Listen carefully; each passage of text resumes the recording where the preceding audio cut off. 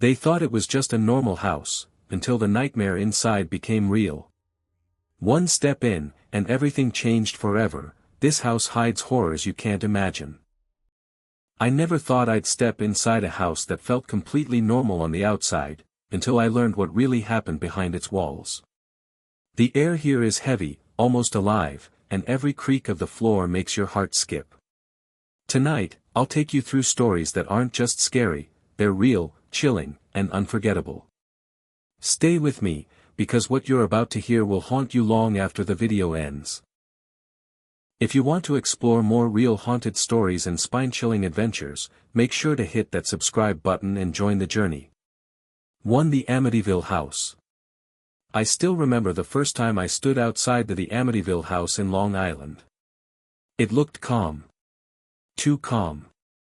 The white walls, the famous quarter-moon windows, the neat lawn, nothing about it warned you that 6 people were murdered inside on November 13, 1974. That night, 23-year-old Ronald DeFeo Jr.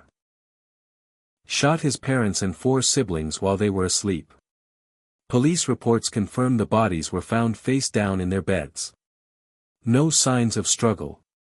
No neighbors heard gunshots clearly enough to react in time. That part is fact. Court records, trial transcripts, it's all documented. But what happened after the murders is where the story turns darker. About a year later, George and Kathy Lutz bought the house at a reduced price. They knew about the murders. They moved in with their 3 children in December 1975. And then they lasted only 28 days. When I first read their statements, I thought it was exaggerated. But when you line up their interviews from 1976, things get unsettling. George said he would wake up every night at 3:15 a.m., the approximate time of the murders. Kathy reported cold spots in certain rooms, even when the heating system was running. The children claimed they saw a large pig-like creature, with glowing red eyes outside their window. They later called it Jody. I walked around the property imagining that winter. A new family trying to sleep in rooms where 6 bodies had once lain. George said he became obsessed with the fireplace, chopping wood constantly. He described feeling anger that wasn't his own. That detail always stayed with me. It wasn't just about seeing something.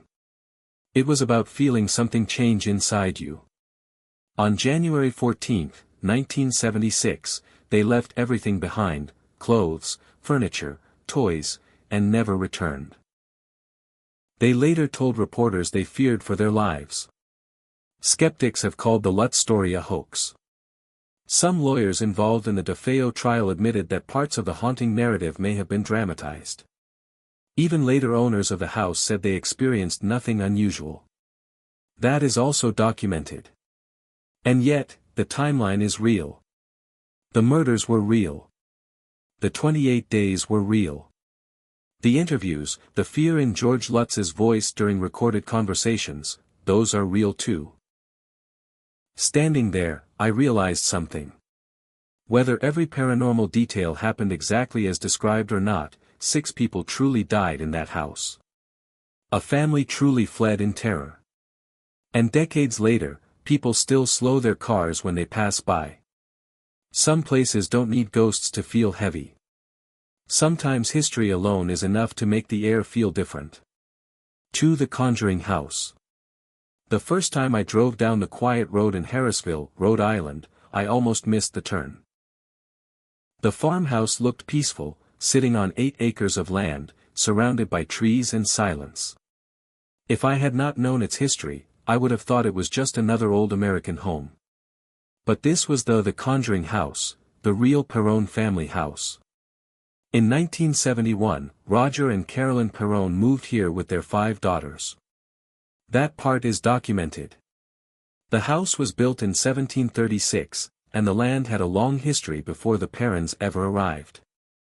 At first, the family said small things happened. Brooms moved from one place to another. Doors opened on their own. Carolyn reportedly found piles of dirt in the kitchen right after she had cleaned. I stood near the side of the house imagining the first few nights. Moving into a new place. Boxes everywhere. Kids choosing bedrooms. Then slowly realizing something feels off. According to interviews given by Andrea Perrone, the oldest daughter, the activity became more intense over time. She described seeing spirits inside the home, some harmless, some angry. One presence in particular stood out. The spirit they believed was Bathsheba Sherman, a real woman who lived in the 1800s and whose grave exists in a nearby cemetery. There is no proven evidence she practiced witchcraft, but local legends tied her name to dark rumors. Carolyn Perrone reportedly began experiencing physical attacks. In one well-known account, she claimed she was lifted in a chair and thrown during a séance conducted in the house. That séance was organized by Ed and Lorraine Warren, paranormal investigators who were involved in the case. This event deeply frightened the family, and Roger Perrone was said to be furious about bringing investigators into the home. What makes this story different is that the Perrone family did not leave after 28 days. They stayed for nearly 10 years. That detail always hits me. If it was all imagination, why live there for a decade? And if it was real, how did they endure it? When I walked the grounds, I tried to separate fact from fear. The parents are real. Their interviews are recorded. Their daughter wrote books about her experiences. The Warrens publicly spoke about the case. All of that is documented. But what I cannot measure is what it felt like at night. A farmhouse built before America was even a country. Wood floors that creak without warning. Wind moving through fields that once belonged to families long gone. As I stood there, I realized something unsettling. Whether every shadow was a spirit or not, one thing is certain, a real family lived in that house and believed, deeply, that something unseen lived there with them. And sometimes belief alone can change everything. 3 Villisca Axe Murder House. I did not expect the house to look so normal. When I first stood outside the Villisca Axe Murder House in Villisca, Iowa, it felt small. A quiet white wooden home sitting on a peaceful street. No warning signs. No dark clouds. Just a simple Midwestern house. But on June 10, 1912, 8 people were found murdered inside. That part is not legend. It is police record. Josiah Moore, his wife Sarah, their 4 children, and 2 young girls who were staying overnight were all killed with an axe. Investigators later confirmed that the killer used Josiah's own axe from the shed. Every victim was found in their beds. And just like another famous case years later, there were no signs of forced entry. When I stepped inside, the air felt heavy. Maybe it was just my mind knowing what had happened there. But I kept thinking about the detail that still disturbs people today. After the murders, the killer reportedly covered the mirrors in the house with cloth and even placed clothing over some victims' faces. That was written in early newspaper reports. Why would someone do that? The crime was never officially solved. Several suspects were investigated, including a traveling preacher named George Kelly, who even confessed at one point. But his confession was inconsistent, and he was eventually acquitted. Over 100 years later, the case remains unsolved. Now here is where the story shifts. The house later became known for paranormal activity. Modern visitors who have stayed overnight have reported footsteps, children's voices, and doors opening on their own. In 2014, a paranormal investigator actually stabbed himself during an overnight investigation inside the house. That incident made national news. Police confirmed it was a self-inflicted wound, but it happened during a ghost hunt. When I stood in the children's bedroom, I tried to imagine that night in 1912. 8 people asleep. A quiet small town. And someone moving through the darkness with an axe. The wooden stairs creak even when you step lightly. I tested it myself. It is almost impossible to move silently in that house. Which makes one question even more disturbing: how did no one wake up in time? Whether someone believes in ghosts or not, the facts are real. 8 victims. An unsolved case.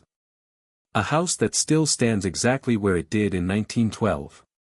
And when you turn off the lights inside that house, the silence does not feel empty. It feels like something is still waiting. For the Winchester Mystery House. The first thing that confused me was the stairs. When I stepped inside the Winchester Mystery House, I expected something dramatic right away. Instead, it felt like walking into a beautiful but strange maze. Hallways turned sharply. Doors opened into walls. One staircase climbed up, and then stopped at the ceiling. This house was built by Sarah Winchester, the widow of William Wirt Winchester, whose family made the famous Winchester rifles. After her husband and infant daughter died, Sarah inherited a massive fortune in 1881. That is documented history. Soon after, she moved to California and began building this house. But here is the part that makes people lean forward. Construction reportedly continued day and night for nearly 38 years, from 1886 until her death in 1922. Carpenters worked in shifts. The house kept expanding. At one point it had 7 stories before the 1906 earthquake damaged the upper floors. Standing in one of the narrow hallways, I tried to understand why someone would build like this. The popular story says Sarah believed she was haunted by the spirits of those killed by Winchester rifles, and that she had to keep building to confuse them. There is no official document proving she said that herself. Much of it comes from later newspaper stories and tour guides. But what is real is the architecture. There are around 160 rooms. Windows built into floors. Doors that open to a drop outside. A staircase with tiny 2-inch risers, reportedly designed because Sarah suffered from arthritis and needed shallow steps. That detail makes the house feel more human to me. Less ghost story. More grief. When I climbed the stairs that lead nowhere, I felt something strange. Not fear exactly. More like sadness. Imagine living in a house where the sound of hammering never stops. Year after year. Adding rooms. Changing layouts. As if you are trying to outrun something you cannot see. After the 1906 earthquake, Sarah reportedly believed the damage was a sign that she should seal off certain rooms. Some were closed permanently. They remain that way today. There are no confirmed records of violent hauntings here. No murders inside the house. The darkness comes more from obsession and isolation than from blood. And yet, when I reached the séance room, a small blue chamber with a single entrance and what appears to be a hidden exit, I paused longer than I expected. The room is real. The design is real. Why it was built that way is still debated. As I walked back outside into the California sunlight, I realized something. Sometimes a house does not feel haunted because of ghosts. Sometimes it feels haunted because of the person who built it, and the grief they never escaped. 5. The LaLaurie Mansion. The first time I saw the LaLaurie Mansion, it did not look evil. It looked elegant. Standing on Royal Street in New Orleans, the building rises with tall windows and wrought iron balconies. Tourists walk past it every day. Some take photos. Some don't even know what happened inside those walls in 1834. But I knew. And that changed the way I looked at it. Madame Delphine LaLaurie was a wealthy socialite in early 19th century New Orleans. She hosted grand parties. She smiled in public. But on April 10, 1834, a fire broke out in the mansion. When firefighters arrived, they discovered something horrifying. According to historical records and newspaper reports from that time, enslaved people were found in the attic in terrible condition. Some were reportedly chained. Some showed signs of extreme abuse. The details printed in old newspapers are disturbing even by today's standards. The story spread quickly through the city. When I stood outside the mansion, I kept thinking about that fire. About the moment when the hidden rooms were discovered. Neighbors later stormed the house in anger after learning what had been found. By the time they broke in, LaLaurie had already fled New Orleans. She escaped justice. That part is fact. She reportedly died years later in Paris. But the mansion remained. Over the years, the building changed owners. It was used as apartments, a school, even briefly owned by actor Nicolas Cage decades later. But no matter who lived there, the house never escaped its past. People have reported strange sounds. Footsteps. Voices. Workers restoring the property claimed tools moved or doors shut unexpectedly. There is no official proof of ghosts. But the emotional weight inside that place is undeniable. When I looked up at the attic windows, I felt something I did not expect. Not fear. Not even curiosity. It was more like anger mixed with sadness. Because unlike some haunted stories that begin with legend, this one begins with documented cruelty. The horror here does not need exaggeration. Real people suffered in that house. Real newspaper articles described what was found after the fire. Real court records confirmed that Delphine LaLaurie fled before she could face trial. As the sun started to set, the mansion's shadow stretched across the street. Tour guides nearby were telling the story to visitors, and I noticed how quiet the crowd became when they heard the details. Some places feel haunted because of mystery. This one feels haunted because of truth. And sometimes the most terrifying stories are the ones history already confirmed.